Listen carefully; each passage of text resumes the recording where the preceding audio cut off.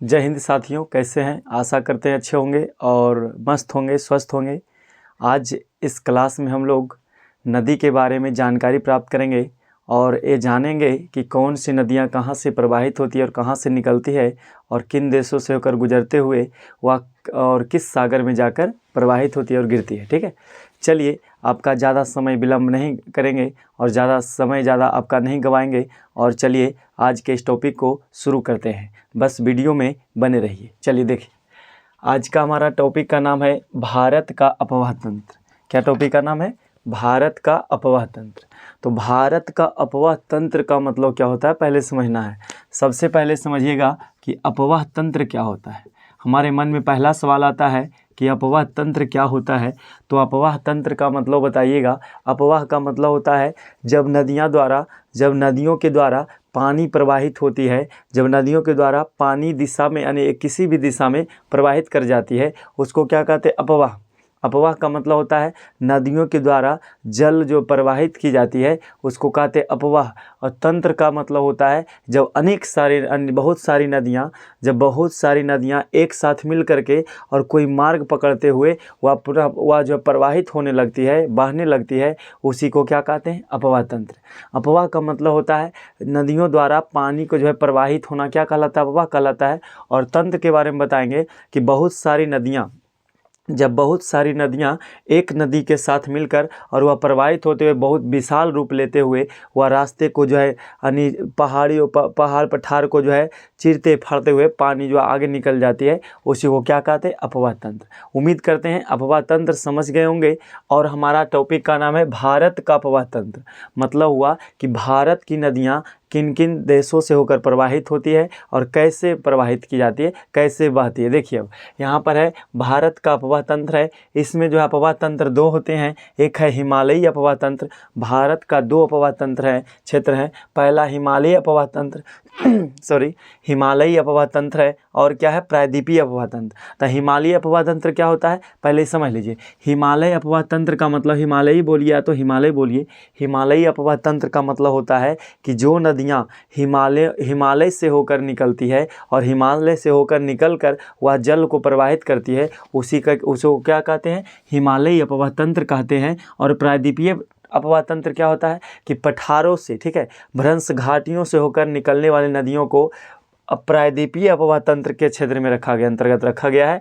प्रायद्वीपीय अपवाह तंत्र क्या होता है कि भ्रंश घाटी या तो पठारों के बीच से निकलने वाली नदियां जो है उसको क्या कहते हैं? प्रायद्वीपीय अपवाह तंत्र कहते हैं। यानी जो भी नदी पहाड़ों से, पठारों से, भ्रंश घाटियों से होकर निकलती है उसे हम कहते हैं प्रायद्वीपीय अपवाह तंत्र। और हिमालय अपवाह तंत्र का मतलब होता है जो नदियाँ हिमालय के तराई क्षेत्रों से, हिमालय के क्षेत्रों से निकलकर जल प्रवाहित होती है उसे क्या कहते हैं? हिमालय अपवाह तंत्र। चलिए उम्मीद करते हैं समझ गए होंगे। तो आज हम लोग इस टॉपिक में पढ़ेंगे। देखिए दो नक्शा दर्शाए हैं, एक हिमालय अपवाह तंत्र है और एक प्रायद्वीपीय अपवाह तंत्र है। तो प्रायद्वीपीय अपवाह तंत्र में बहने वाली नदियां कौन कौन है और हिमालय अपवाह तंत्र में बहने वाली नदियां कौन है? तो हिमालय अपवाह तंत्र में बहने वाली नदियां है इस दिशा से ऐसे आएगा तो सिंधु नदी तंत्र, सिंधु हो गया, और गंगा नदी तंत्र, ये सब तंत्र है, और ब्रह्मपुत्र नदी तंत्र। अब इसमें देखिए अरब और प्रायद्वीपीय क्षेत्रों में देखा जाए, प्रायद्वीपीय नदी तंत्र में कौन कौन आएंगे? नदी तंत्र का मतलब होता है नदियों का जाल, ठीक है। नदी तंत्र का मतलब होता है नदी, बहुत सारा नदी एक साथ जुड़ जाए, नेटवर्क जिसको कहते हैं, उसी को क्या कहेंगे? नदी तंत्र कहेंगे। मांसपेशी तंत्र क्या होता है? पेशी तंत्र मतलब तंत्र का मतलब होता है ढेर सारा एक साथ जुड़ जाए, उसी को कहेंगे प्रायद्वीपीय नदी तंत्र। तो प्रायद्वीपीय नदी तंत्र के अंतर्गत कौन कौन आते हैं? ये हमारा अगर जो प्रायद्वीपीय नदी तंत्र की बात करें तो नर्मदा हो गया, ताप्ती, महानदी, गोदावरी, कृष्णा, कावेरी, ये सब नदी किसका उदाहरण है? प्रायद्वीपीय नदी तंत्र का उदाहरण है। नर्मदा, ताप्ती, महानदी, गोदावरी, कृष्णा, कावेरी। हम सभी को बारीक से समझेंगे और टॉपिक वाइज समझेंगे, ठीक है। चलिए जो अब समझा रहे हैं वहाँ देखिए। अब यहाँ गंगा नदी तंत्र है और सिंधु नदी तंत्र है, ब्रह्मपुत्र नदी तंत्र है, ये सब आएंगे। अपवाह हिमालय अपवाह तंत्र यानी हिमालय से नदियाँ ये सब जो है ब्रह्मपुत्र नदी तंत्र, गंगा नदी तंत्र और सिंधु नदी तंत्र की बात करेंगे तो ये सब नदियाँ जो है हिमालय के क्षेत्रों से निकलेंगे और ये सब नदी जो है भ्रंश घाटी से और जो है पठारों से, पहाड़ियों से निकलेंगे। नर्मदा, ताप्ती, महानदी, गोदावरी, कृष्णा और कावेरी। चलिए आशा करते समझ गए होंगे। तो आज इस जो हिमालय अपवाह तंत्र के बारे में पढ़ेंगे। उसमें पहला तंत्र का नाम है सिंधु नदी तंत्र। हमारा टॉपिक क्या रहेगा? सिंधु नदी तंत्र। उम्मीद करते हैं समझ रहे होंगे। सिंधु नदी तंत्र क्या होता है? सिंधु नदी तंत्र, सिंधु नदी तंत्र का मतलब सिंधु एक नदी है और उसमें बहुत सारी नदियाँ आकर मिल गई है, तो उसको कहेंगे सिंधु नदी तंत्र। चलिए बारीकी से समझते हैं। सिंधु नदी तंत्र के बारे में बताएंगे कि सिंधु नदी 3 देशों से होकर गुजरती है। सिंधु नदी कितने देशों से? याद रखिएगा, सिंधु नदी जो है 3 देशों से होकर गुजरती है। पहला का नाम है चीन, और दूसरा का नाम भारत, और तीसरा का नाम है पाकिस्तान। चीन, भारत और पाकिस्तान, यानी सिंधु नदी जो है गुजरती है कहाँ से प्रवाहित होते हुए? 3 देशों से होते हुए बहते हुए आगे बढ़ती है, चीन, भारत और पाकिस्तान। और जो है दूसरा याद रखिएगा, चीन के तिब्बत शहर में स्थित है। चीन के तिब्बत शहर स्थित चीन के तिब्बत शहर स्थित जो है मानसरोवर झील है। यहाँ दिख रहा होगा आपको नक्शा में हम यहाँ दिखाएं। चलिए वो दिखाते बाद में। पहले चीन के तिब्बत शहर स्थित मानसरोवर झील के निकट उद्गम स्थल है किसका? सिंधु नदी का। देखिए इसे, आइए यहाँ देखिए फिगर, हमारा ये जो नक्शा बनाए हैं, थोड़ा नक्शा दिख नहीं रहा होगा ढंग से, फिर भी कोशिश कीजिए। ये हमारा जो ऐसे जो दिख रहा है, ये हमारा ऐसे दिखाते हैं। इस कलर को मिटाकर हम समझाते हैं। जो ऐसे ऐसे ले जा रहे हैं, ब्लू करते जा रहे हैं कलर, इस कलर को ध्यान रखिएगा। जो ब्लू कलर आपको दिख रहा होगा, ये ब्लू कलर जो हमारा है सिंधु नदी है। सिंधु नदी क्या है? भारत का नक्शा यहाँ देखिए, ऐसे करके ऐसे मान लीजिए यहाँ पर है, ठीक है। तो सिंधु नदी जो है, सिंधु नदी कहाँ से? तो पहला तिब्बत शहर, यहाँ पर क्या है? तिब्बत मान लीजिए चीन है, चीन का जो है शहर है तिब्बत। और तिब्बत जो है, तिब्बत भी एक बहुत बड़ा एरिया है चीन का शायद, तो उसे चीन का बहुत बड़ा एरिया है, इसके कारण यहाँ तिब्बत है। तो तिब्बत से जो है, तिब्बत के कौन सरोवर झील? मानसरोवर झील के निकट स्थित जो उद्गम स्थल है। और यह जो उत्तर पश्चिम दिशा में बहते हुए, उत्तर पश्चिम दिशा में बताएंगे कि सिंधु नदी जो है चीन के तिब्बत शहर मानसरोवर झील स्थित जो है, यानी चीन के शहर तिब्बत स्थित जो है मानसरोवर झील जहाँ है, वहाँ से निकलती है कौन? सिंधु नदी। और वहाँ से ग्लेशियर जो पिघलता है हिमालय, यहाँ से जो है तिब्बत शहर से निकलती है, यानी मानसरोवर झील के निकट से उद्गम इसका है। और उत्तर पश्चिम, देखिए हमारा ये जो है उत्तर है, ऊपर उत्तर होता है, नक्शा समझिएगा। देखिए हमारा नक्शा, ये हमारा पूरब है, और ऊपर चलेंगे तो क्या मिलेगा? उत्तर, और नीचे चलेंगे तो दक्षिण, और इधर चलेंगे तो क्या मिलेगा? पश्चिम। तो कहता है उत्तर पश्चिम, तो सॉरी उत्तर पूर्व, यानी उत्तर पश्चिम दिशा में बहते हुए। तो यहाँ उत्तर ऐसे आया, यहाँ से निकला ऐसे चला गया, तो उत्तर आया, और फिर ऐसे आया तो क्या हुआ? पश्चिम।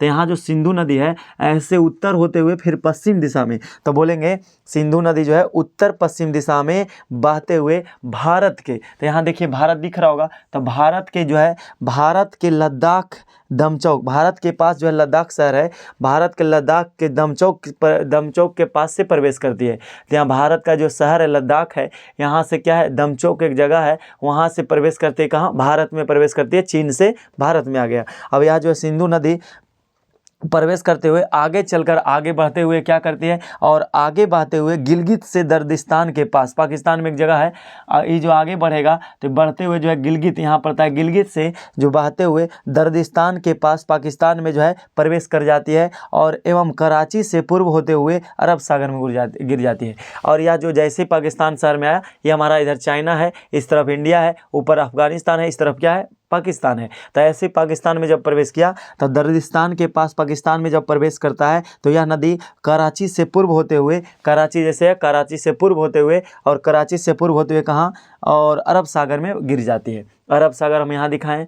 तो भारत की चौहद्दी यदि आपसे पूछा जाएगा, प्राकृतिक चौहद्दी, तो बताइएगा पूरब में बंगाल की खाड़ी, पश्चिम में अरब सागर, ये हमारा पूरब है, तो पूरब में बंगाल की खाड़ी, और इस तरफ पश्चिम है तो पश्चिम में अरब सागर, और दक्षिण में हिंद महासागर, और उत्तर में हिमालय पर्वत। तो बताइएगा उत्तर में हिमालय पर्वत, दक्षिण में हिंद महासागर, पूरब में बंगाल की खाड़ी, और पश्चिम में अरब सागर। ये हमारा भारत की प्राकृतिक चौहद्दी है। चलिए अब ध्यान दीजिए, अब यहाँ तक आ गए। अब इसकी लंबाई की यदि बात करें हम, तो इसकी कुल लंबाई जो है 2800 किलोमीटर या 2880 किलोमीटर, ठीक है, दोनों में से। तो 2880 किलोमीटर, या तो पूर्णतः बोला जाए तो 2800 किलोमीटर है। यानी यदि सिंधु नदी की लंबाई की बात करें तो 2800 किलोमीटर सिंधु नदी की लंबाई है।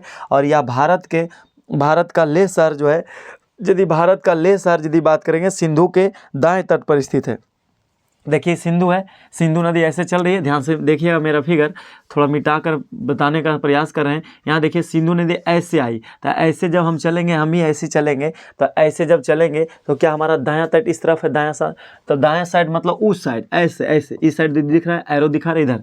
तो हमारा कह रहा है सिंधु भारत, या जो है भारत का जो है, भारत का लेह शहर जो है, यहाँ यदि सिंधु नदी की बात करें तो भारत का लेह शहर सिंधु नदी के दाएं तट पर स्थित है, मतलब इस साइड मिलेगा। ठीक है, यहाँ देखिए ऐसे है, ऐसे भारत में प्रवेश किया तो लेह शहर यहाँ मिलेगा, तो दाएं तट पर स्थित कौन है, लेह शहर। भारत का लेह शहर जो जम्मू कश्मीर में पड़ता है, भारत का लेह शहर दाएं तट पर स्थित है। सिंधु अरब सागर में मिलने से पहले, यदि हम बात करें सिंधु नदी की, तो सिंधु नदी जो है अरब सागर में मिलने से पहले उसमें 5 नदियां आकर मिलती है सिंधु नदी में। तो देखिए सिंधु अरब सागर में मिलने से पहले इसमें 5 प्रमुख सहायक नदियां मिलती है। पहला का नाम चेनाब याद रखिएगा, पहला का नाम क्या रखिएगा, चेनाब, और दूसरा का नाम झेलम, और तीसरा का नाम रावी, और चौथा का नाम ब्यास, और पांचवा का नाम सतलज। चलिए एक बार फिर से रिपीट कर देते हैं। सिंधु नदी अरब सागर में मिलने से पहले, सिंधु नदी जब अरब सागर में मिलती है, मिलने से पहले उसमें 5 प्रमुख सहायक नदियां आकर मिल जाती है। यानी जैसे मतलब हुआ कि जैसे सिंधु नदी यहाँ तक आई, अरब सागर में गिरना है, तो इससे पहले इसमें कै गो मिल जाएगा, 5 नदी। तो 5 नदी का नाम कौन कौन है, पहला चेनाब है, दूसरा झेलम है, तीसरा रावी है, और चौथा ब्यास है, पांचवा क्या है, सतलज है। ये सब नदी है। और बोलेंगे भारत में 114 यदि बात करें तो भारत में 114 किलोमीटर या 1570 किलोमीटर इसकी जो है सिंधु नदी की लंबाई मानी जाती है। तो भारत में जो है सिंधु नदी की लंबाई 114 या 1570 किलोमीटर बताइएगा, और पूर्व से पश्चिम दिशा में बहती है। ये हमारा एरिया बताया, बार बार नक्शा ध्यान रखिए। ये हमारा क्या, इस तरफ पूरब है और इस तरफ क्या है, पश्चिम है। ऊपर जाएंगे तो उत्तर मिलेगा, 10 से डबल तो दक्षिण मिलेगा।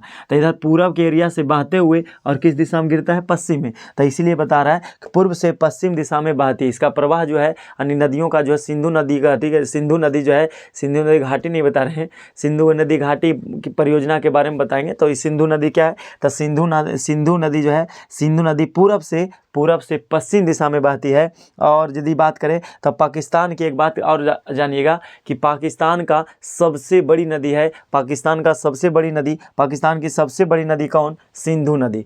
सिंधु नदी जो है पाकिस्तान का सबसे बड़ी नदी है और राष्ट्रीय भी है। अगर जो बात करें तो पाकिस्तान की राष्ट्रीय नदी कौन, सिंधु नदी, जबकि भारत की राष्ट्रीय नदी कौन है, गंगा नदी। चलिए इतना समझ गए होंगे। अब थोड़ा से डायग्राम से समझाने का प्रयास करते हैं। देखिएगा, मेरा हाथ पर ध्यान रखिएगा। देखिए यहाँ पर लिखा हुआ है तिब्बत, बगल में लिख दिया चीन, चीन का एक शहर है तिब्बत। तिब्बत भी ऐसे, तिब्बत की राजधानी लहासा है, तो यहाँ भी चीन का एरिया में आता है तिब्बत। अब यहाँ क्या है, तिब्बत की यदि बात करें तो तिब्बत के मानसरोवर झील से भारत के नक्शा देखिएगा ऐसे ऐसे प्रवेश करते हुए और पाकिस्तान से होते हुए यहाँ अरब सागर में गिर जाती है सिंधु नदी, जो ब्लू कलर दिखाएं।